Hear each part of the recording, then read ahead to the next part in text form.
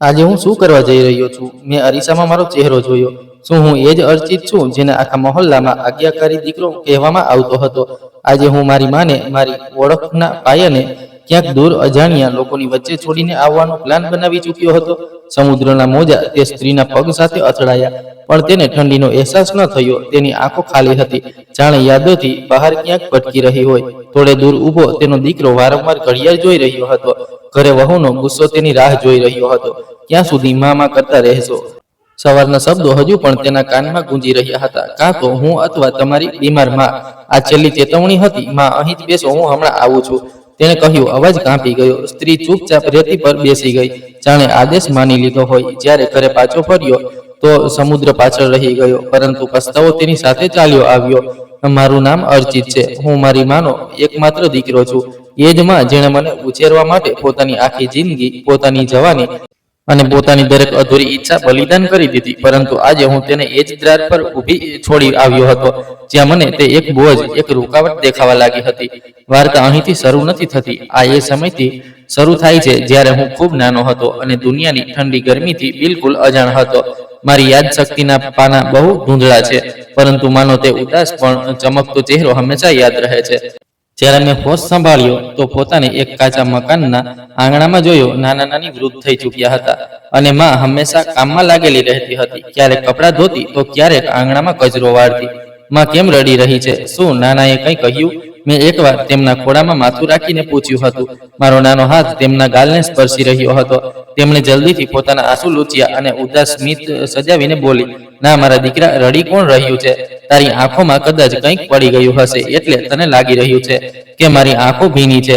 માં તો બહુ ખુશ છે કે તેનો દીકરો તેની પાસે છે. તે જેટલું છુપાવતી હતી, મને એટલું જ મહેસૂસ થતું હતું કે અમે બાકીના લોકો જેવા નથી. મારા પપ્પાનો છાયો મારા માથા પરથી ત્યારે જ ઉઠી ગયો હતો જ્યારે હું માત્ર 2 વર્ષનો હતો. પરિવારજનોએ વિધવા માને બોજ સમજી અને લાલચુ કાકા અને પથ્થરદિલ સાવકી દાદીએ અમને ઘરમાંથી કાઢી મૂક્યા. સહારો મળ્યો તો નાનાના ઘરે, પણ ત્યાં પણ ગરીબીનો વાસ હતો. એક દિવસ મેં નાનાને માને કહેતા સાંભળ્યા, બેટી, આપણી જિંદગીનો શું ભરોસો? આજે છે, કાલે નહીં. તું હજુ જવાન છે, હજુ તો જિંદગી શરૂ થઈ છે, એટલે લગ્ન કરી લે, જેથી તારું પણ ઘર વસી જાય. એકલી જિંદગી કપાતી નથી બેટી. માએ તે દિવસે પહેલીવાર મોટા અવાજે અને રોકડા અંદાજમાં જવાબ આપ્યો, પપ્પા, મારો સહારો મારો દીકરો બનશે. હું તેની સાથે જિંદગી વિતાવીશ, પરંતુ હવે કોઈ બીજા પુરુષનું નામ પોતાની સાથે નહીં જોડું. મને ડર છે કે ક્યાંક સાવકો બાપ બનાવીને હું મારા અર્ચિત સાથે ખરાબ વર્તન ન કરી બેસું, અથવા કોઈ બીજું તેને તે પ્રેમ ન આપી શકે જેનો તે હકદાર છે. તેની શું ભૂલ છે કે તે મારા કારણે પોતાઓની વચ્ચે પણ અજાણ્યો બનીને રહે? હું આને અનાથ હોવાનો અહેસાસ નહીં થવા દઉં. તે દિવસ હતો અને આજનો દિવસ છે. માએ પોતાની જુવાનીને પૂરી રીતે જાણે ક્યાંક દફનાવી દીધી હતી.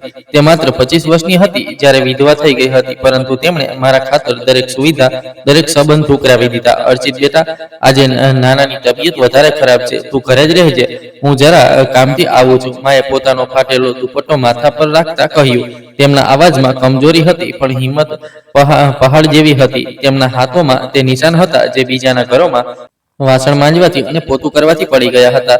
તે આખો દિવસ લોકોના ઘરોમાં મહેનત કરતી, જેથી મારી સ્કૂલની ફી ચૂકવી શકે. નાનાના મૃત્યુ પછી તો જાણે હાલાતે અમને દિવાલ સાથે જ લગાવી લીધા. નાની પણ પથારીવશ થઈ ગઈ હતી, પરંતુ માએ હિંમત ન હારી. હું પોતે બીમાર હોતી. તેમને અવારનવાર માથામાં બહુ જ દુખાવો રહેતો, પરંતુ તે ક્યારેય દવા નહોતી લેતી. કંઈ પણ નથી થયું બેટા, થોડી ચા પી લઈશ તો ઠીક થઈ જઈશ. તું આ પૈસા રાખી લે, કાલે તારી સ્કૂલની ટ્રીપ છે ને, ત્યાં કામ આવશે. તે હંમેશા એમ જ કહેતી, પરંતુ મારા માટે તે એકથી એક સારા બૂટ, નવા કપડાં અને સાફ સુઘડ ડ્રેસ હંમેશા સમયસર લઈને આવતી. મને ક્યારેય કોઈ વસ્તુની કમી મહેસૂસ થવા દીધી નથી. એકવાર મને સખત તાવ આવ્યો તો તે આખી રાત મારા માથા પાસે બેસી રહી. શિયાળાની કડકડતી રાતમાં તેમની પાસે ઓઢવા માટે ઠીકથી ધાબળો પણ નહોતો, પરંતુ તે મને પોતાના ગરમ ખોળામાં છુપાવીને રાખતી. માં, તમે સૂઈ જાઓ, હું ઠીક છું, હવે તાવ ઓછો થઈ ગયો છે. તે ચિંતા કરતા કહ્યું હતું, જ્યારે તું ઠીક થઈ જઈશ બેટા ત્યારે મને ઊંઘ આવશે ને? અર્ચિત, તું જ તો મારું બધું છે, મારી આખી જિંદગીની કમાણી, મારું ગૌરવ. બસ તું ભણી ગણીને મોટો માણસ બની જા, મારો બધો થાક ઉતરી જશે. તેમણે મારા કપાળ પર પ્રેમથી હાથ ફેરવ્યો. તે વખતે મને લાગતું હતું કે હું મારી મા વગર એક પળ પણ નથી રહી શકતો. હું તેમનો હાથ પકડીને સૂતો હતો કે ક્યાંક તે મને છોડીને ન ચાલી જાય. સમય પાંખ લગાવીને ઉડતો ગયો. હું ભણી ગણીને એક મલ્ટીનેશનલ કંપનીમાં સારી પોઝિશન પર કામ કરવા લાગ્યો. હવે હાલાત બદલાઈ ચૂક્યા હતા. અમે નાના તે જૂના કાચા ઘરની મરામત કરાવીને એક નવું અને શાનદાર ઘર બનાવી લીધું. હું હવે કામયાબ નવયુવાન હતો.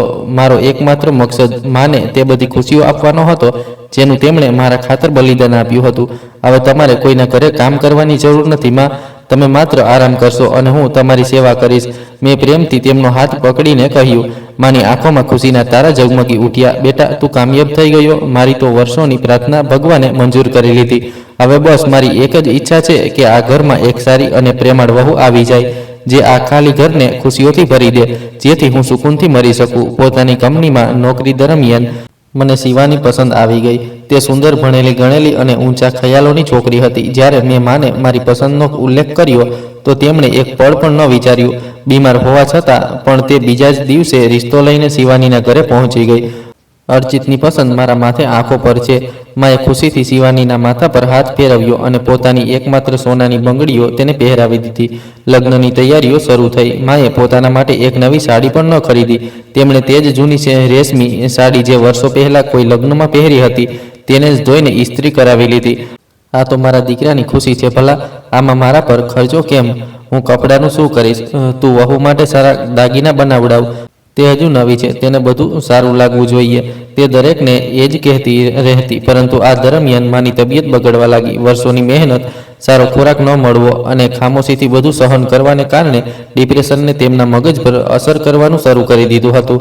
લગ્નના થોડા દિવસ પહેલા જ તેમને પહેલો હુમલો આવ્યો. તે અચાનક બધું ભૂલી ગઈ, અહીં સુધી કે મને પણ ઓળખવાનો ઇનકાર કરી દીધો. તું કોણ છે? મારા રૂમમાં કેમ ઘૂસી આવ્યો છે? બહાર નીકળ અહીંથી. તે બૂમો પાડવા લાગી. તેમની આંખોમાં તે મમતા ગાયબ હતી. ત્યાં માત્ર ડર અને અજાણ્યાપણું હતું. ડોક્ટરે ચેકઅપ પછી જણાવ્યું કે આ ડિમેન્શિયા છે, જે ભયંકર માનસિક દવાઓ અને જૂના આઘાતોનું પરિણામ છે. ડરની હાલતમાં તે બધું ભૂલી જતી, પરંતુ જ્યારે તે ઠીક થતી તો તેમને પોતાની બીમારીનો અહેસાસ પણ નહોતો થતો. તે ફરીથી એ જ પ્રેમ કરવાવાળી મા બની જતી. લગ્ન થઈ ગયા. શિવાની ઘરે આવી ગઈ. શરૂઆતના થોડા મહિના તો જેમ તેમ વીત્યા, પરંતુ પછી માના હુમલા ધીરે ધીરે વધવા લાગ્યા. તે ક્યારેક કિચનમાં સળગતો ચૂલો ખુલ્લો છોડી દેતી, તો ક્યારેક અડધી રાત્રે ઘરનો મેઇન ગેટ ખોલીને ગલીમાં નીકળી જતી અને ક્યારેક શિવાનીને જોઈને શોર મચાવી દેતી કે આ ચોર છે. અર્ચિત, આ શું મજાક છે? તારી માએ આજે ફરી મારા દહેજના કપડાં કબાટમાંથી કાઢીને આંગણામાં ફેંકી દીધા અને કહેવા લાગી કે આ કોઈ બીજાના છે. હું આ બધું હવે સહન નથી કરી શકતી. શિવાનીને ગુસ્સાથી રાડ પાડતા કહ્યું, શિવાની પ્લીઝ યાર, તે બીમાર છે. તે જાણી જોઈને આવું નથી કરતી. તું થોડી ધીરજ રાખ. મેં તેને ગળે લગાવીને શાંત કરવાનો પ્રયત્ન કર્યો. ધીરજ રાખવું અર્ચિત, હું અહીં એક પત્ની બનીને આવી હતી, કોઈ નર્સ બનીને નહીં. લોકો ઘરમાં આવે છે તો મને શરમ આવે છે કે મારી સાસુ માનસિક રોગી છે. મહોલ્લાવાળા જાત જાતની વાતો કરે છે. મને લાગે છે કે તેમની સાથે રહેતા રહેતા હું પોતે પાગલ થઈ જઈશ. કાં તો તેમને કોઈ પાગલખાનામાં મોકલો અથવા હું જ ચાલી જાઉં છું. શિવાનીના શબ્દો ઝેરથી ભરેલા હતા. ધીરે ધીરે શિવાનીની રોજ રોજની ફરિયાદોએ મારા દિલમાં જગ્યા બનાવવાનું શરૂ કરી દીધું. હું જ્યારે ઓફિસથી થાક્યો હાર્યો આવતો, શિવાનીની તીખી વાતો અને મહેણાનો સામનો કરવો પડતો. મહોલ્લાના લોકોની વિચિત્ર નજરો મારા માટે બોજ બનતી જઈ રહી હતી. મને મહેસૂસ થવા લાગ્યું કે મારી પ્રગતિ, મારી જુવાની, જિંદગીનું સુકૂન અને મારું ચમકતું ભવિષ્ય તે બીમાર સ્ત્રીના કારણે દાવ પર લાગી ગયું છે. તે સ્ત્રી જેણે મને જન્મ આપ્યો હતો હવે મને પોતાની દુશ્મન લાગવા માંડી હતી. આખરે તે શું સોલ્યુશન કાઢ્યું છે? શિવાની, હું તેમને કોઈ હોસ્પિટલમાં નથી મોકલી શકતો. લોકો વાતો કરશે. એક રાત્રે મેં પરેશાન થઈને શિવાનીને પૂછ્યું, તું જ જણાવ પછી આનું શું સોલ્યુશન છે? તે બોલી, સોલ્યુશન તો બહુ જ સામાન્ય છે.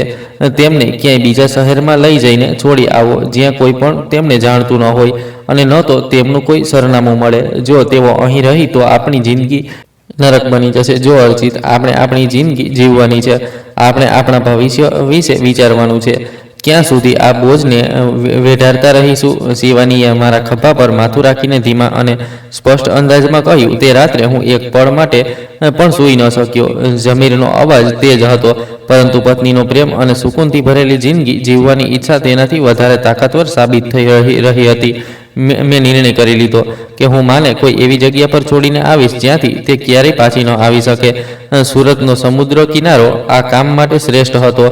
ત્યાં બહુ ભીડ હોતી હતી અને માને અવારનવાર દિવસના સમયે જ હુમલા આવતા હતા. આજે એ જ મનહૂસ દિવસ હતો. મેં માને જૂઠ કહ્યું કે અમે લોકો ફરવા જઈ રહ્યા છીએ. તે નાના બાળકોની જેમ ખુશ હતી. તેમણે એ જ જૂની રેશમી સાડી પહેરેલી હતી. અર્ચિત બેટા, સાચે જ તું મને સમુદ્ર બતાવવા લઈ જઈ રહ્યો છે? તું કેટલો સારો દીકરો છે. તેમણે માસુમિયતથી મારો હાથ પકડીને પૂછ્યું. હા માં, તમે ઘણા દિવસોથી ઘરમાં બંધ હતા. આજે આપણે ખૂબ ફરીશું. મેં તેમની આંખોમાં જોવાની હિંમત ન કરતા નજરો ચોરીને કહ્યું. અમે સમુદ્ર કિનારે પહોંચ્યા. ત્યાં લોકોની ઘણી ભીડ હતી. સમુદ્રના મોજા શોર મચાવી રહ્યા હતા. બાળકો પોતાના મા બાપ સાથે રેતીના ઘર બનાવી રહ્યા હતા.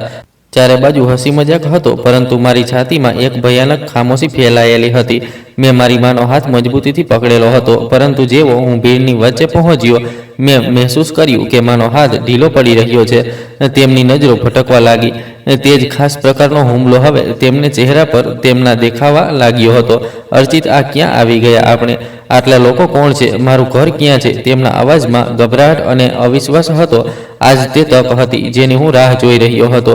મેં ધીમેથી પણ જાણી જોઈને મારો હાથ તેમના હાથમાંથી છોડાવી દીધો. તે એક ક્ષણ માટે રોકાઈ. કદાચ તેમને અહેસાસ થઈ ગયો હતો કે તે સહારો છીનવાઈ ગયો છે જેના પર તે અત્યાર સુધી ટકેલી હતી. અર્ચિત બેટા, તું ક્યાં ગયો? તું મારો હાથ પકડી લે. અહીં બહુ ભીડ છે. હું ખોવાઈ જઈશ. મને ડર લાગી રહ્યો છે. અર્ચિત તે પાગલોની જેમ ચારે બાજુ જોવા લાગી. મેં પાછળ વળીને જોવાની હિંમત ન કરી. હું ઝડપથી લોકોની ભીડને ચીરતો આગળ વધતો ગયો. મારા ચહેરા પરથી ઠંડો પરસેવો વહી રહ્યો હતો. દિલ એટલી જોરથી ધડકી રહ્યું હતું જાણે પાંસળીઓ તોડીને બહાર નીકળી આવશે. પાછળથી તેમનો દર્દનાક અવાજ હજુ પણ સંભળાઈ રહ્યો હતો. અર્ચિત બેટા, મારી વાત સાંભળ. મને એકલી ન છોડ. પરંતુ હું ભાગતો રહ્યો. હું મારી માને, મારી જિંદગીને તે નિર્દયી ભીડ અને મોજાઓના રહેમો કરમ પર એકલી છોડી આવ્યો હતો. હું ગાડીમાં આવીને બેઠો તો મારું આખું શરીર કાંપી રહ્યું હતું. હું પાછો મારા શહેર આવી ગયો, પરંતુ મારું દિલ હજુ પણ ત્યાં જ તે સમુદ્રની ગરમ રેતી પર ખરાબ રીતે તરફડી રહ્યું હતું. ઘરે પહોંચીને જ્યારે મેં શિવાનીને જણાવ્યું તો તેની આંખોમાં જીદ ભરેલી ચમક હતી. શુક્ર છે, હવે આપણે સુકૂનથી જીવી શકીશું.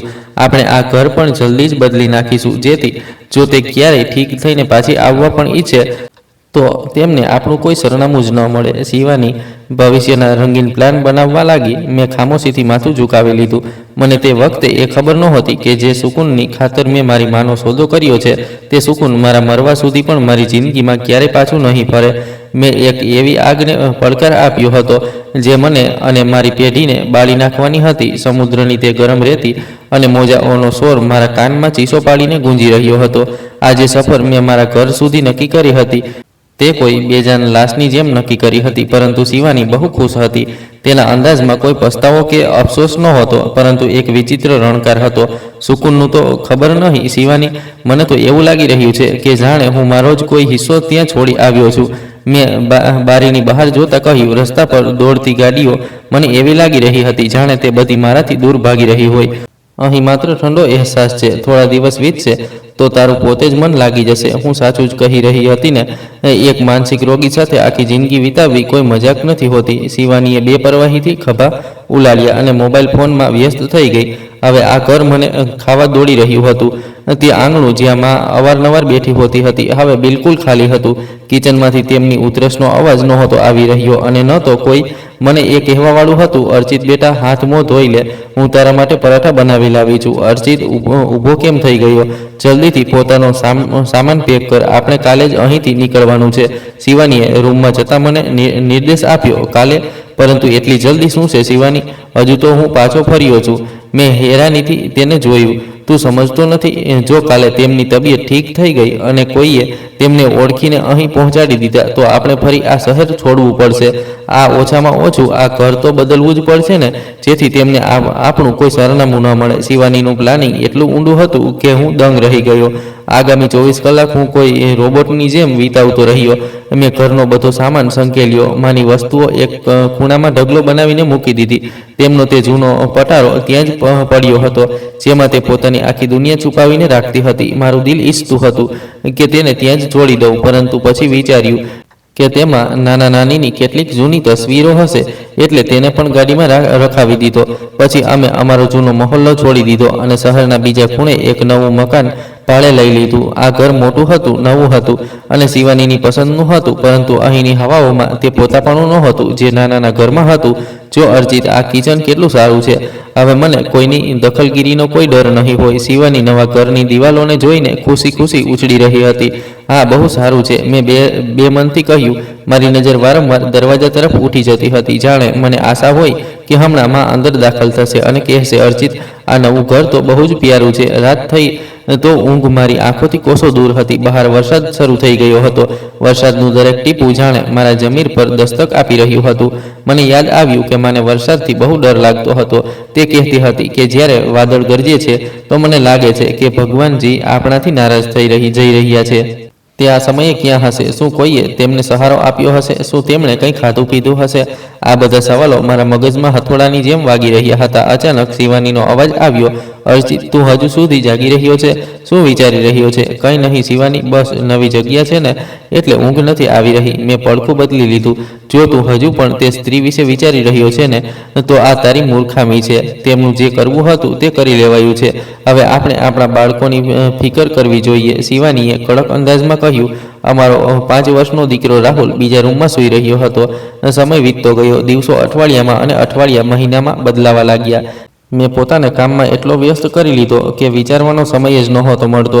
શિવાની ખુશ હતી. તે હવે પોતાની મરજીની જિંદગી જીવી રહી હતી, પાર્ટીઓ કરી રહી હતી અને બહેનપણીઓ સાથે ફરી રહી હતી. પરંતુ મારી અંદર એક ખાલીપો વધતો જઈ રહ્યો હતો. એક દિવસ હું ઓફિસથી પાછો આવ્યો તો જોયું કે રાહુલ આંગણામાં એકલો બેઠો છે અને એક જૂના ડબ્બા સાથે રમી રહ્યો છે. બેટા, આ શું છે? મેં તેની પાસે બેસતા પૂછ્યું. પપ્પા, આ પેલા જૂના પટારામાંથી નીકળ્યું છે જે સ્ટોર રૂમમાં રાખ્યો હતો. રાહુલે માસુમિયતથી જવાબ આપ્યો. મારું દિલ જોરથી ધડકી ઉઠ્યું. હું સ્ટોર રૂમ તરફ ભાગ્યો. ત્યાં માનો તે પટારો ખુલ્લો પડ્યો હતો. શિવાનીએ કદાચ સફાઈ દરમિયાન તેને ત્યાંથી કાઢીને આંગણામાં મૂકી દીધો હતો, જેથી તેને ભંગારવાળાને આપી શકાય. હું પટારા પાસે બેસી ગયો. તેમાંથી એ જ જૂની સુગંધ આવી રહી હતી જે માના કપડામાંથી આવતી હતી. મેં પટારાની અંદર હાથ નાખ્યો. સૌથી ઉપર તેમની તે જૂની માળા પડી હતી જેના દાણા સતત જપ કરવાથી ઘસાઈ ચૂક્યા હતા. નીચે તેમના થોડા જૂના કપડાં હતા. અર્ચિત, તું આ શું કરી રહ્યો છે? મેં કહ્યું હતું ને કે આ ભંગાર છે, કાઢી નાખ આને. આનાથી ઘરમાં દુર્ગંધ આવે છે. શિવાનીએ સ્ટોરના દરવાજા પર ઊભા રહીને નાક સંકોચતા કહ્યું, શિવાની, આ ભંગાર નથી, આ મારી માની નિશાનીઓ છે. મેં પહેલીવાર દબાયેલા હોઠે જવાબ આપ્યો. નિશાનીઓ? તે સ્ત્રી પોતે એક બોજ હતી અને તું તેમની જૂની વસ્તુઓ સાચવીને રાખી રહ્યો છે. ફેંકી દે આને. શિવાની બૂમ પાડી. નહીં શિવાની, આ અહીં જ રહેશે. મેં પટારો બંધ કરી દીધો, પરંતુ મારો હાથ કાંપી રહ્યો હતો. તે જ રાત્રે મને એક વિચિત્ર સપનું આવ્યું. મેં જોયું કે હું સમુદ્ર કિનારે ઊભો છું અને સમુદ્રના મોજા બહુ ઊંચા થઈ રહ્યા છે. માં દૂર ઊભી છે અને તેમનો હાથ મારી તરફ લંબાયેલો છે. તે કંઈક કહી રહી છે, પરંતુ મોજાના સ્વરમાં તેમનો અવાજ સંભળાઈ નથી રહ્યો. હું તેમની તરફ ભાગવા માંગુ છું, પરંતુ મારા પગ રેતીમાં ખંપી ગયા છે. અચાનક એક બહુ મોટું મોજું આવ્યું અને તેમને વહાવીને લઈ ગયું. હું ચીસ પાડીને ઉઠી બેઠો. મારું આખું શરીર પરસેવામાં ભીંજાયેલું હતું. શિવાની મારી બાજુમાં જ સુકૂનની ઊંઘ સૂઈ રહી હતી. હું ઉઠીને કિચનમાં આવ્યો અને પાણી પીધું. મારું જમીર હવે મને ધિક્કારવા લાગ્યું હતું. તે બધી પળો જ્યારે માએ ભૂખી રહીને મને ખવડાવ્યું હતું, જ્યારે તેમણે પોતાની બીમારી છુપાવીને મારી ખુશીઓનું ધ્યાન રાખ્યું હતું, બધું એક ફિલ્મની જેમ મારી આંખો સામે ચાલવા લાગ્યું. આ મેં શું કરી દીધું? હું આટલો પથ્થરદિલ કેવી રીતે થઈ ગયો?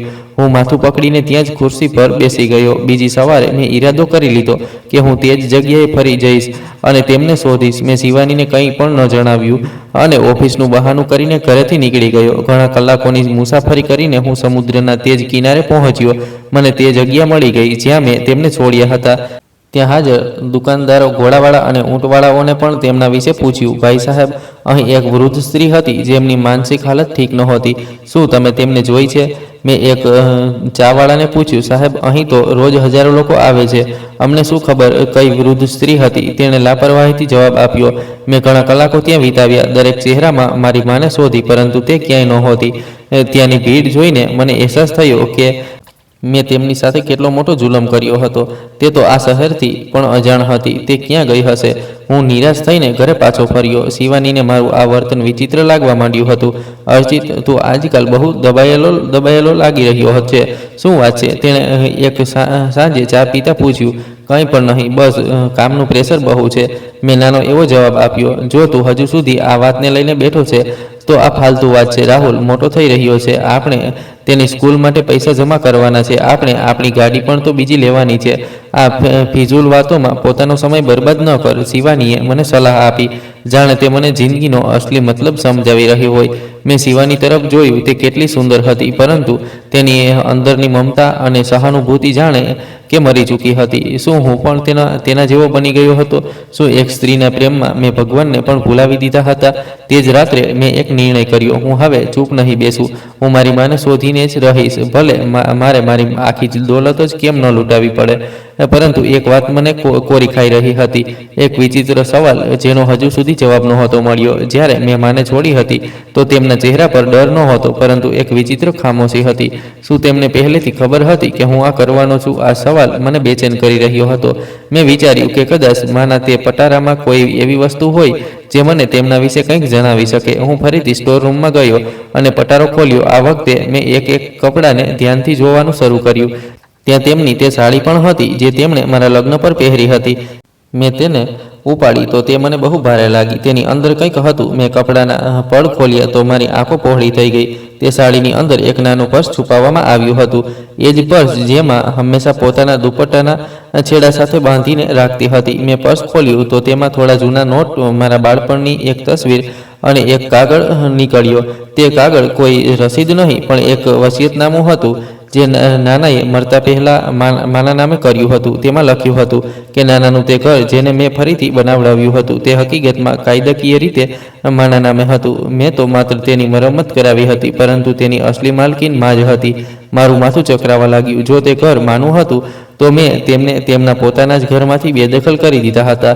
મેં શિવાનીના કહેવા પર તેમનો અધિકાર છીનવ્યો હતો. અર્ચિત, તું ફરી આ ભંગાર લઈને બેઠો છે? શિવાનીના અવાજે મને ચોંકાવી દીધો. મેં જલ્દીથી વસિયતનામું છુપાવી લીધું. શિવાની, જો માં પાછી આવી ગઈ તો શું તું તેમને સ્વીકારીશ? મેં તેની આંખોમાં જોઈને પૂછ્યું. ક્યારે નહીં, તે પાનું બંધ થઈ ચૂક્યું છે. અર્ચિત તેને ફરી ખોલવાની કોશિશ ન કરતો, શિવાનીએ રોકડા અંદાજમાં કહ્યું અને ત્યાંથી ચાલી ગઈ. હું ત્યાં જ અંધારામાં બેસી રહ્યો. મને હવે અહેસાસ થયો કે મેં માત્ર મારી માને નહોતી છોડી, પરંતુ મારી દરેક વસ્તુ દાવ પર લગાવી દીધી હતી.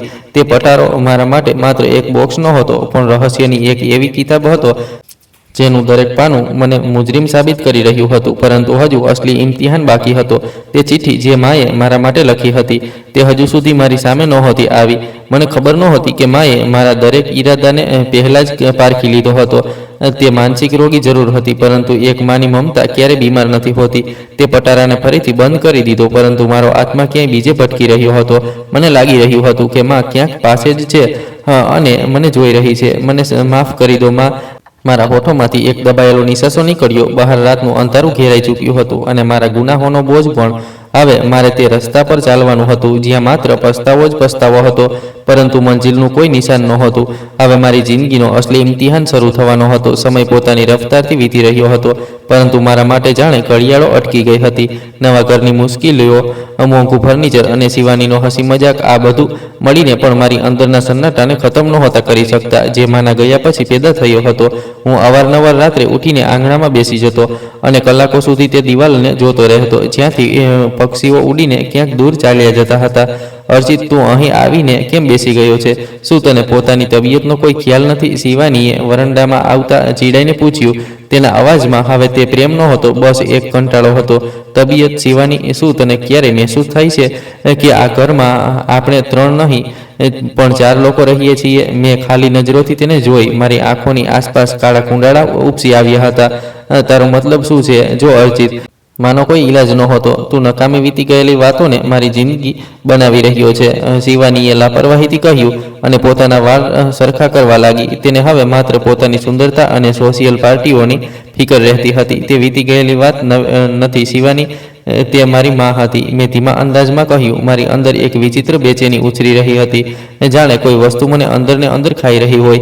દિવસો વીતવાની સાથે સાથે મારી હાલત બદલાવા લાગી. ઓફિસમાં કામ દરમિયાન હું અવારનવાર ખોવાઈ જતો. એકવાર તો બોસે મને ફાઇલ આપતા 3 વાર બોલાવ્યો, પરંતુ હું ક્યાંક બીજે જ હતો. મને એવું લાગે છે જાણે કોઈ મને પોકારી રહ્યું હોય. અર્ચિત બેટા, મારો હાથ પકડી લે. એક સાંજે જ્યારે હું ઘરે પાછો આવ્યો તો રાહુલ આંગણામાં એકલો બેઠો રડી રહ્યો હતો. તેના ઘૂંટણ પર ઈજા થઈ હતી અને લોહી વહી રહ્યું હતું. શિવાની રૂમમાં કોઈની સાથે ફોન પર હસી હસીને વાતો કરી રહી હતી. શિવાની રાહુલને લાગ્યું છે અને તું અહીં ફોન પર લાગેલી છે. મેં ગુસ્સામાં બૂમ પાડીને કહ્યું. મારી અંદરનો લાવા આજે ફાટી નીકળ્યો હતો. અરે તો શું થયું? બાળકો તો પડતા જ રહે છે. તું આટલો હાઈપર કેમ થઈ રહ્યો છે? શિવાનીએ ફોન કાન પરથી હટાવ્યા વિના જ જવાબ આપ્યો. તેના ઠંડા લહેજાએ મારું દિલ ચીરી નાખ્યું. મેં રાહુલને ખોળામાં ઉઠાવ્યો અને તેના ઘા સાફ કરવા લાગ્યો. અચાનક મારા મગજમાં એક તસવીર લહેરાઈ. બાળપણમાં જ્યારે મને ઈજા થતી હતી તો માં તરફડી ઉઠતી હતી. તે પોતે ભૂખી સૂઈ જતી હતી, પરંતુ મારા ઘા પર પટ્ટી બાંધવા માટે પડોશમાંથી મલમ માંગીને લાવી આવતી હતી. પપ્પા, તમે કેમ રડી રહ્યા છો? રાહુલે માસુમિયતથી મારા આંસુ લૂછતા પૂછ્યું. કંઈ નહીં બેટા, બસ આંખમાં કંઈક પડી ગયું છે. મેં તેને છાતી સરસો ઝાંપી લીધો. તે પણ મને અહેસાસ થયો કે મમતા શું હોય છે અને હું મારા સંતાનને આટલી મોટી હસ્તીના આશીર્વાદથી અલગ કરી ચૂક્યો હતો. તે જ રાત્રે મને પહેલો હુમલો આવ્યો. હું સૂઈ ચૂક્યો હતો કે અચાનક મને લાગ્યું જાણે રૂમમાં ધુમાડો ભરાઈ ગયો હોય. હું ડઘાઈને ઉઠી બેઠો અને આમ તેમ ભાગવા લાગ્યો. મને મારું નામ, મારું ઘર, અહીં સુધી કે શિવાનીનો ચહેરો પણ અજાણ્યો લાગવા માંડ્યો. કોણ છે તું? હું અહીં કેવી રીતે આવ્યો? મારી માં ક્યાં છે? મેં શિવાનીને હચમચાવતા પૂછ્યું. મારા અવાજમાં વિચિત્ર ડર હતો. અર્ચિત, આ શું કહી રહ્યો છે? હોશમાં આવ. હું શિવાની છું, તારી પત્ની છું. તે ખરાબ રીતે ડરી ગઈ હતી. થોડી મિનિટો પછી જ્યારે હું નોર્મલ થયો તો મને યાદ નહોતું કે મેં શું કહ્યું હતું, પરંતુ શિવાનીના ચહેરા પર ડર સ્પષ્ટ દેખાઈ રહ્યો હતો. આ બિલકુલ એ જ બીમારી હતી જે મા પર પણ છવાયેલી રહેતી હતી. પસ્તાવાએ મારી માનસિક હાલત પર અસર કરવાનું શરૂ કરી દીધું હતું. ડોક્ટરોએ આને ટ્રોમેટિક સ્ટ્રેસ ગણાવ્યું, પરંતુ હું જાણતો હતો કે આ પશ્ચાતાપની આ શરૂઆત હતી. અર્ચિત, તું ઠીક છે ને? કાલે રાત્રે તું બહુ વિચિત્ર વાતો કરી રહ્યો હતો. બીજા દિવસે નાસ્તા પર શિવાનીએ ખચકાતા પૂછ્યું. મને કંઈ પણ યાદ નથી શિવાની. બસ એવું લાગે છે જાણે મારું મગજ 2 ભાગમાં વેચાઈ ગયું છે. એક ભાગ ભૂતકાળમાં ભટકી રહ્યો છે અને બીજો હજુ પણ ડરેલો છે. મેં ચાનો કપ પકડતા કહ્યું. મારા હાથ ધીમે ધીમે કાંપી રહ્યા હતા. જો તને આરામની જરૂર છે, આપણે થોડા દિવસો માટે શહેરથી બહાર જઈએ. શિવાનીએ સલાહ આપી, પરંતુ હું જાણતો હતો કે તે પોતે તે માહોલથી ભાગવા માંગતી હતી. થોડા દિવસો પછી હું ફરી સુરત ગયો. આ વખતે હું કોઈને જણાવ્યા વગર નીકળ્યો. સમુદ્ર કિનારે એ જ ભીડ, એ જ મોજા, બધું જ એ જ હતું. હું કલાકો સુધી તે જગ્યા પર ઊભો રહ્યો જ્યાં મેં છેલ્લી વાર માનો હાથ છોડ્યો હતો. ભાઈ સાહેબ, આપ અહીં રોજ આવો છો? કોઈને શોધી રહ્યા છો શું? એક ઘરડા ઊંટવાળાએ મને પૂછ્યું. તેની આંખોમાં હમદર્દી હતી. હા, મારી માં ખોવાઈ ગઈ છે અહીં. મેં ભરાયેલા અવાજે જવાબ આપ્યો. સાહેબ, અહીં જે ખોવાઈ જાય છે તે ફરી નથી મળતું. કાં તો સમુદ્ર તેને લઈ જાય છે અથવા પછી આ ભીડ ભરેલું શહેર. પરંતુ એક માજી હતા, થોડા મહિના પહેલા અહીં બેઠા રડી રહ્યા હતા. તેમને થોડા લોકો સાથે લઈ ગયા. તેમણે ધૂંધળી યાદશક્તિ પર ભાર આપતા હતા કહ્યું. કોણ લોકો? ક્યાં લઈ ગયા? હું તડપીને તેનો ખભો પકડી લીધો. ખબર નહીં, કોઈ ગાડી આવી હતી, કદાચ કોઈ ઓલ્ડ એજ હોમવાળા હતા. તેણે લાજારીથી કહ્યું. મેં સુરતની દરેક હોસ્પિટલ, દરેક ઓલ્ડ એજ હોમ, દરેક પોલીસ સ્ટેશનના ચક્કર લગાવ્યા. હું તેમની તસવીર બતાવતો, હાથ પગ જોડતો, પૈસા આપવાની ઓફર કરતો, પરંતુ જવાબ દરેક જગ્યાએ એક જ હતો. આવી ઘણી સ્ત્રીઓ આવે છે. તમારી પાસે કોઈ ચોક્કસ નિશાની છે? હું તૂટી ચૂક્યો હતો. જ્યારે હું પાછો મારા શહેર આવ્યો તો શિવાની સાથે મારો ઝઘડો વધી ગયો. તે મારી આ હાલતથી પરેશાન થઈ ચૂકી હતી. અર્ચિત, હું હવે આ પાગલપન વધુ સહન નથી કરી શકતી. તું દરેક વખતે તારી માનો રાગ આલાપતો રહે છે. તે પોતે જ તેમને છોડ્યા હતા. હવે આ ડ્રામા કેમ કરી રહ્યો છે? શિવાનીએ ગુસ્સાથી પોતાની બેગ બેડ પર પટકી દીધી. આ ડ્રામા નથી શિવાની, આ મારા જમીરની પોકાર છે. તું નહીં સમજે, કારણ કે તે ક્યારેય પ્રેમ કર્યો જ નથી. તે માત્ર જરૂરિયાતો પૂરી કરી છે. મેં સખ્તાઈથી જવાબ આપ્યો. પ્રેમ? જો હું તને પ્રેમ ન કરતી હોત તો તારા આ બીમાર મગજની સાથે અત્યાર સુધી ન રહેતી. રાહુલ પર શું અસર પડી રહી છે તને અંદાજો પણ છે? તે તારાથી ડરવા લાગ્યો છે. શિવાનીની વાતો મારા દિલ પર તીરની જેમ વાગી. હું રાહુલના રૂમમાં ગયો. તે પોતાની ચોપડીમાં ખોવાયેલો હતો. મને જોઈને તે એક પળ રોકાયો, પછી ફરીથી વાંચવા લાગ્યો. હું તેની પાસે બેઠો, તેના માથા પર હાથ રાખ્યો. બેટા, મારાથી નારાજ છે શું? મેં પ્રેમથી પૂછ્યું. ના પપ્પા, બસ મને ડર લાગે છે જ્યારે તમે ગુસ્સો કરો છો અથવા જ્યારે તમે ભૂલી જાઓ છો. તેણે માસુમિયતથી મારી તરફ જોયું. તેની આંખો બિલકુલ મારી માં જેવી હતી. આ દરમિયાન શિવાનીએ ઘરમાં ફેરફાર કરાવવાના શરૂ કરી દીધા. તેને લાગતું હતું કે કદાચ ઘરનો માહોલ બદલવાથી મારી તબિયત ઠીક થઈ જાય. તેણે જૂનો સામાન ભંગારમાં કાઢવાનું શરૂ કરી દીધું. એક દિવસ જ્યારે હું ઓફિસથી આવ્યો તો જોયું કે આંગણામાં તે જૂનો પટારો ખુલ્લો પડ્યો છે. શિવાની તેમાંથી માના જૂના કપડાં કાઢીને એક તરફ ફેંકી રહી હતી. શિવાની, તું શું કરી રહી છે? મેં ના પાડી હતી ને કે આ પટારાને હાથ ન લગાવતી. હું બૂમ પાડ્યો. અર્ચિત, આ ભંગાર છે, આમાંથી દુર્ગંધ આવે છે. હું નવી કબાટ બનાવડાવી રહી છું. આપણને આ જૂના સામાનની જરૂર નથી, શિવાનીએ લાપરવાહીથી કહ્યું અને એક દુપટ્ટો જમીન પર ફેંકી દીધો. મારું લોહી ઉકળી ઉઠ્યું, પણ હું ચૂપ રહ્યો. હું ઝૂકીને તે કપડાં ઉપાડવા લાગ્યો. એ જ જૂના કપડાં, એ જ સાધારણ સાડીઓ. અચાનક મારી નજર એક સાડી પર પડી જે બિલકુલ નીચે દબાયેલી હતી. તેનો રંગ ઉડી ચૂક્યો હતો, પરંતુ તેની ગડીમાં કંઈક છુપાયેલું હતું. મેં તેને ઉપાડી. તે વિચિત્ર ભારે લાગી. મારી આંગળીઓ કાપવા લાગી. મેં કપડાની ગડી ખોલી તો મારા હોશ ઉડી ગયા. તેની અંદર એક નાનું ચામડાનું પર્સ સીવેલું હતું. મેં જલ્દીથી તેને કાઢ્યું અને મારા રૂમમાં આવી ગયો. શિવાની બહાર મજૂરોને સૂચના આપી રહી હતી. તેને ખબર નહોતી કે મેં શું શોધી લીધું છે. મેં કાંપતા હાથે તે પર્સની સિલાઈ ખોલી. તેની અંદર થોડા જૂના નોટ નીકળ્યા, કદાચ માની જિંદગીભરની જમા પૂંજી. પરંતુ તેમની વચ્ચે એક પરબીડિયું હતું જેના પર વાદળી શાહીથી લખ્યું હતું, અર્ચિત માટે. મારું દિલ જોર જોરથી ધડકવા લાગ્યું. મને લાગ્યું મારી છાતી ફાટી જશે. આમાંના અક્ષરો હતા, એ જ કાંપતા શબ્દો, એ જ અક્ષર જેમ તેમણે ક્યારેય મારી સ્કૂલ કોપી પર લખ્યા હતા. મેં પરબીડિયું ખોલવાનો પ્રયત્ન કર્યો, પરંતુ હિંમત જવાબ આપી ગઈ. મને લાગ્યું જાણે તેની અંદરથી માના ડૂસકા સંભળાઈ રહ્યા હોય. શું લખ્યું હશે આમાં? શું તેમણે મને બદદુઆ, શ્રાપ આપી હશે? અથવા પછી કોઈ છેલ્લી ફરિયાદ? બહાર વાદળ ગરજી રહ્યા હતા. એ જ કાળી રાત, એ જ વરસાદ જે મનને ડરાવી દે છે. મેં બારીની બહાર જોયું. આકાશમાંથી પડતું દરેક ટીપું જાણે મને પૂછી રહ્યું હતું કે તેને ક્યાં છોડી. શિવાની રૂમમાં આવી. તેના ચહેરા પર હજુ પણ એ જ રૂક્ષતા હતી. અર્ચિત, ક્યાં લાગી ગયા છો? તેણે પૂછ્યું. મેં તે પરબીડિયું જલ્દીથી ઓશિકા નીચે છુપાવી દીધું. હું નહોતો ઈચ્છતો કે શિવાનીને આની જાણ થઈ. હજુ મારી હિંમત નહોતી તેને વાંચવાની. મને લાગી રહ્યું હતું કે જેવી આ ચિઠ્ઠી ખોલશે મારી જિંદગીની બાજી પૂરી રીતે પલટાઈ જશે. રાતના પાછલા પહોરે જ્યારે આખું ઘર સૂઈ રહ્યું હતું, મેં ધીમેથી તે ચિઠ્ઠી કાઢી. રૂમમાં ખામોશી એટલી ઊંડી હતી કે મને મારા શ્વાસનો અવાજ પણ થોડાની જેમ લાગી રહ્યો હતો. મેં પરબીડિયાને ખૂણો પકડ્યો. ચિઠ્ઠીનો અંદરથી નીકળેલ કાગળ આંસુઓના ડાઘથી ભરેલો હતો. જેવી મારી નજર પહેલી લાઈન પર પડી, મારા પગ નીચેથી જમીન સરકી ગઈ અને આંખો સામે અંધારું છવાવા લાગ્યું. તે ચિઠ્ઠીમાં એ સત્ય લખ્યું હતું જેણે મારા પસ્તાવાને ક્યારેય ન ખતમ થનારી સજામાં બદલી નાખ્યો હતો. માને બધી ખબર હતી. તેમને તે બધું યાદ હતું જે હું અને શિવાની આસપાસ વાતો કરતા હતા. તેમને માત્ર એક બીમારી નહોતી, પણ તે તો મારી પરીક્ષા હતી. મેં તે ચિઠ્ઠી વાંચવાનું શરૂ કર્યું, પરંતુ દરેક શબ્દ મારી છાતીમાં ખંજરની જેમ ઉતરી રહ્યો હતો. મારા વહાલા દીકરા અર્ચિત. મારી જીભથી આ વાંચતા જ એક વિચિત્ર ડૂસકું નીકળી ગયું. મારી માં, મારી પ્યારી માં. મારી આંખોમાંથી આંસુ એમ પડવા લાગ્યા જાણે તે પણ મારી સાથે રડી રહ્યા હોય. તેમાં લખ્યું હતું, મારા દીકરા, હું તારી અને તારી પત્નીની બધી વાતો સાંભળી ચૂકી છું.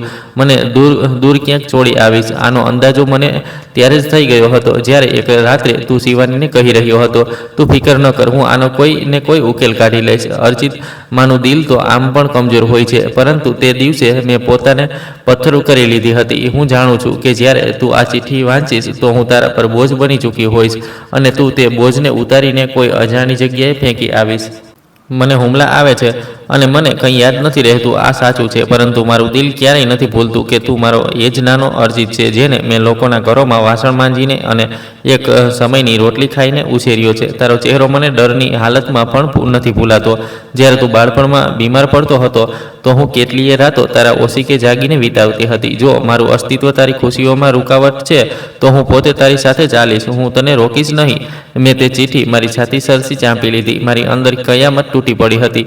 માને બધી ખબર હતી. તે જાણતા બૂઝતા તે મુશ્કેલ સફર પર મારી સાથે ચાલી નીકળી હતી જેથી તેમનો દીકરો ખુશ રહી શકે. હું તને બદદુઆ નહીં આપું અર્ચિત, કારણ કે માની જીભ પર બદદુઆ નથી આવતી, પરંતુ મારી વાત યાદ રાખજે. હંમેશા ભગવાનથી ડરજે, કારણ કે માને છોડવાવાળાને દુનિયા ક્યારેય સુકૂન નથી આપતી. હું તારાથી નારાજ નથી, બસ એક પ્રાર્થના છે કે તારે ક્યારેય તે દિવસ ન જોવો પડે જે તું મને બતાવી રહ્યો છે. કાલે તારું સંતાન પણ તને એમ ન છોડી દે જેમ તું મને છોડીને આવ્યો છે. તે જ પણ મને મારી પાછળ કોઈની હાજરીનો અહેસાસ થયો. મેં પાછળ વળીને જોયું. મારો દીકરો રાહુલ દરવાજા પર ઊભો હતો. તેના માસૂમ ચહેરા પર એવી ગંભીરતા અને દુઃખ હતું જે તેની ઉંમરથી ક્યાંય વધારે હતું. પપ્પા, તમે રડી કેમ રહ્યા છો? શું તમને પણ દાદીની જેમ હુમલો આવી ગયો છે? રાહુલે પાસે આવીને માસૂમિયતથી પૂછ્યું. મેં તેને ગળે લગાવવા માંગ્યું, પરંતુ તે એકદમ પાછળ હટી ગયો. તેની આંખોમાં એવો સવાલ હતો જેણે મારા આત્માના ટુકડે ટુકડા કરી દીધા. પપ્પા, એક વાત પૂછું? જ્યારે તમે ઘરડા થઈ જશો અને તમને ડર લાગવા માંડશે તો હું પણ તમને સમુદ્ર પર છોડી આવીશ ને, અને પછી આપણે આપણું ઘર બદલી નાખીશું જેથી તમે અમને શોધી ન શકો. મેં બધું સાંભળ્યું હતું. પપ્પા, તમે મમ્મીને કહી રહ્યા હતા કે દાદી હવે બોજ બની ગઈ છે. પોતાના 7 વર્ષના દીકરાના મોઢે આ સાંભળીને હું દંગ રહી ગયો. હું મોટો થઈ રહ્યો છું પપ્પા. હું તમારાથી બધું શીખી રહ્યો છું કે પોતાના વડીલો સાથે શું કરવાનું છે. રાહુલના આ શબ્દો નહોતા, તે સળગતા કોલસા હતા જે તેણે મારા કાળજા પર મૂકી દીધા હતા. ના રાહુલ, એવું નથી કહેતા બેટા. મારો મતલબ એ નહોતો. મારા હોઠોમાંથી બહુ મુશ્કેલીથી આ શબ્દો નીકળ્યા, પરંતુ તે શબ્દો મારો સાથ નહોતા આપી રહ્યા. કેમ પપ્પા? તમે પણ તો એ જ કર્યું હતું. દાદીનો હાથ છોડી દીધો હતો. મેં તે દિવસ જોયો હતો જ્યારે તમે પાછા આવ્યા હતા અને મમ્મી બહુ ખુશ થઈ રહી હતી. હું તમારો દીકરો છું. હું એ જ કરીશ જે તમે કર્યું. રાહુલ આ કહીને રૂમમાંથી બહાર નીકળી ગયો અને મને એવું લાગ્યું જાણે તે મને મારી પોતાની જ તસવીર બતાવી ગયો હોય.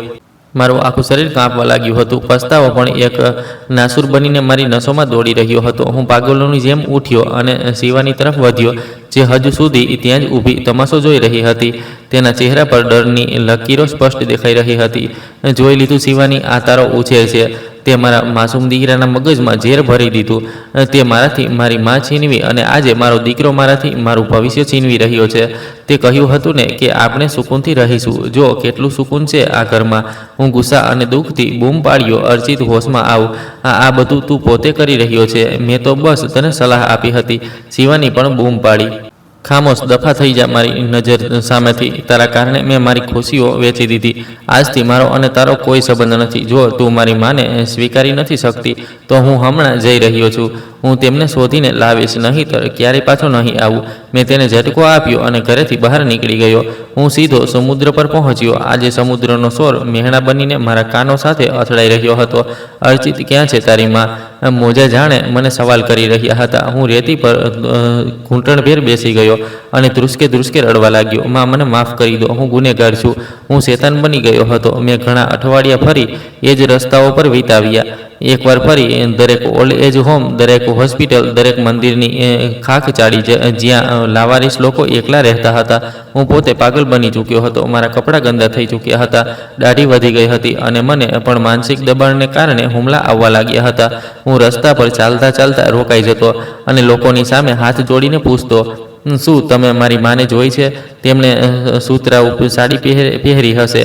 તે મને શોધી રહી હશે. લોકો મને પાગલ સમજીને ધક્કો મારી દેતા અથવા દયા ખાઈને કોઈ સિક્કો મારી તરફ ઉછાળી દેતા. એક દિવસ એક સામાજિક કેન્દ્રની ઓફિસથી જાણકારી મળી કે એક ભલી સ્ત્રી તેમના ઓલ્ડ એજ હોમમાં છે, જેને થોડા વર્ષો પહેલાં સમુદ્ર કિનારેથી લાવવામાં આવી હતી. મારું દિલ જોર જોરથી ધડકવા લાગ્યું. જ્યારે હું ત્યાં પહોંચ્યો તો એક મોટા હોલમાં ઘણા બધા વૃદ્ધ લોકો પોતાના વારાની રાહ જોઈ રહ્યા હતા. એક દૂરના ખૂણામાં તે અસ્તિત્વ દિવાલને ટેકો દઈને બેઠું હતું, જેની ઓળખ મારા લોહીના એક એક ટીપામાં વસેલી હતી. માં, હું ડૂસકા ભરતા તેમના ચરણોમાં પડી ગયો. માએ ધીમેથી માથું ઉઠાવ્યું. તેમની આંખોમાં એ જ જૂની ઓળખ નહોતી, પરંતુ ઊંડું અજાણ્યાપણું અને દુઃખ હતું. કોણ છે તું બેટા? મારો અર્ચિત ક્યાં છે? તે આવવાનો હશે. તેણે કહ્યું હતું કે તે મારા માટે ફુગ્ગા લાવશે. તેણે મારો હાથ ભૂલથી છોડી દીધો હતો ને તે માસૂમ શબ્દોએ મારી છાતીમાં ખંજર ઉતારી દીધું. માં, હું જ છું, તમારો અર્ચિત, તમારો એ જ કમબખ્ત દીકરો. મને માફ કરી દો. હું તમને લેવા આવ્યો છું. હવે આપણે ક્યારેય અલગ નહીં થઈએ. માએ મારો હાથ ઝટકી દીધો. ના, તું એ નથી. મારો અર્ચિત બહુ સારો હતો. તે મારી તસવીરો પણ સાચવીને રાખતો હતો. તે મને ક્યારેય ન છોડી શકે. તું અહીંથી ચાલ્યો જા. હું મારા દીકરાની રાહ જોઈ રહી છું. હું કલાકો સુધી તેમના ચરણોમાં પડ્યો રડતો રહ્યો, માફી માંગતો રહ્યો. ઓલ્ડ એજ હોમના પ્રશાસને આ બધું જોયું તો તેમની આંખોમાં પણ આંસુ આવી ગયા. આખરે જ્યારે મેં તડપીને તેમનો પાલવ પકડ્યો અને પોતાની જિંદગીના સમ આપ્યા તો તેમની આંખોમાં એક પળ માટે ચમક આવી. તેમણે કાંપતા હાથે મારું માથું પંપાડ્યું. તે પળ એવી હતી જાણે તપતી બપોરમાં કોઈએ ઠંડુ પાણી રેડી દીધું હોય. હું માને પાછો ઘરે લઈ આવ્યો. તે બહુ ચૂપ રહેતી હતી. હું તેમની દરેક જરૂરિયાતનો ખ્યાલ રાખું છું, તેમના પગ દબાવું છું, પોતાના હાથે જમવાનું ખવડાવું છું. શિવાની હવે ઘરમાં એક સામાનની જેમ રહે છે. તે માની સામે નજર નથી ઉઠાવી શકતી કારણ કે રાહુલ હવે તેની સાથે વાત જ નથી કરતો. મારો દીકરો પોતાની માંથી નફરત કરે છે કારણ કે તેણે પોતાની દાદી સાથે જે કર્યું તે રાહુલના નાનકડા દિલ પર એક ઊંડો ઘા બની ગયો છે. મા બાપ જ્યારે કમજોર હોય છે, જ્યારે તેઓ એક બાળકની જેમ જિદ્દી થઈ જાય છે તો તેઓ બોજ નથી હોતા. તેઓ હકીકતમાં આપણા કર્મોનો સુધારવાની સોનેરી તક હોય છે. જે સંતાન આ ઇમ્તિહાનમાં નાપાસ થઈ જાય છે તે આખી જિંદગી દુનિયાદારીમાં ગમે તેટલો કામયાબ કેમ ન થઈ જાય, અંદરથી હંમેશા ખાલી અને નિષ્ફળ જ રહે છે. હું આજે પણ જ્યારે માને સૂતા જોઉં છું તો તે ચિઠ્ઠી યાદ આવી જાય છે અને મારું અસ્તિત્વ શરમની આગમાં બળવા લાગે છે. પસ્તાવો કદાચ ક્યારેય ખતમ નથી થતો, બસ માણસ તેની સાથે જીવતા શીખી લે છે. તો મિત્રો, જો તમને આ વાર્તા પસંદ આવી છે અને તમે કયા શહેરથી છો આ વાર્તા સાંભળી રહ્યા, કોમેન્ટ કરીને જરૂર જણાવો. જો વિડીયોને લાઇક કરો, હાઈપ આપો અને વધુમાં વધુ શેર કરો. ચેનલ પર નવા છો તો સબસ્ક્રાઈબ કરો અને નોટિફિકેશન બેલ દબાવો જેથી આગલી અપડેટ સૌથી પહેલાં તમને મળે. આ વાર્તા સંપૂર્ણ રીતે કાલ્પનિક છે. આમાં દર્શાવેલ તમામ પાત્રો, ઘટનાઓ અને સ્થાન કલ્પના પર આધારિત છે. કોઈ પણ વ્યક્તિ, પરિવાર કે વાસ્તવિક ઘટના સાથે આનો કોઈ સંબંધ નથી. વાર્તાનો ઉદ્દેશ્ય માત્ર સામાજિક સંદેશ અને માનવીય સંવેદનાઓને પ્રસ્તુત કરવાનો છે, ન કે કોઈની ભાવનાઓને ઠેસ પહોંચાડવાનો. આભાર. વિડીયોને લાઇક કરી અને હાઈપ જરૂર આપો.